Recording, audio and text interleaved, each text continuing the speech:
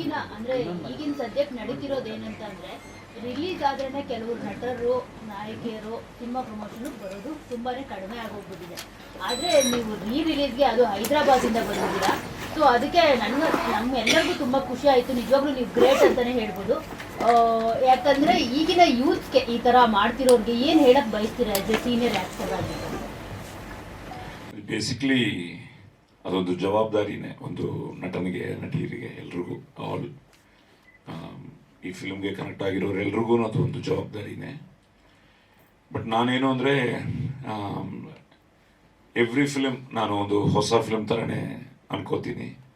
Every day makeup ಬೊಟ್ಟು ಇಡೋವಾಗ ಇದೊಂದು ಹೊಸ ದಿನ, ಹೊಸ ಕ್ಯಾರೆಕ್ಟ್ರು, ಹೊಸ ನಿರ್ಮಾಪಕರು, ಡೈರೆಕ್ಟ್ರು. ಸೊ ಪ್ರಕಾಶ್ ಅವರು ಲೈಕ್ ಇವರೆಲ್ಲ ಹೇಳಿದ್ರಲ್ಲ, ನಾವು ನೋಡ್ತಾನೆ ಇರಲಿಲ್ಲ. ಸೊ ಪ್ರಕಾಶ್ ಅವರು ಪ್ರೊಡ್ಯೂಸರ್ ಅಂತ ಗೊತ್ತಾಯಿತು. ಸೊ ಇವ್ರು ಬಂದ ಮೇಲೆ ನಾನು ಅದೇ ನನ್ನ ಶಕ್ತಿ ಅನ್ಕೋತೀನಿ. I am always a directors actor, producers actor. And ಇಂಥ ಒಂದು ಸಂದರ್ಭದಲ್ಲಿ ನಾನು ಹೇಳೋದೊಂದೇ, ಎಲ್ಲರೂ ಅವರ ಜವಾಬ್ದಾರಿ ಅಂದ್ಕೊಂಡು they have to promote a film. Because ಎಲ್ಲ films Friday release it's a big challenge.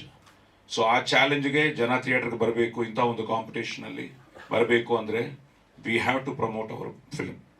So ಅದು ಒಂದು ರೆಸ್ಪಾನ್ಸಿಬಿಲಿಟಿ ಆಗಿ ನಾನು ತಗೊಂಡು ಇವತ್ತು ಇಲ್ಲಿಗೆ ಬಂದಿದ್ದೀನಿ. And I also request everybody to be the backbone for the film ಅಂತ. Thank you.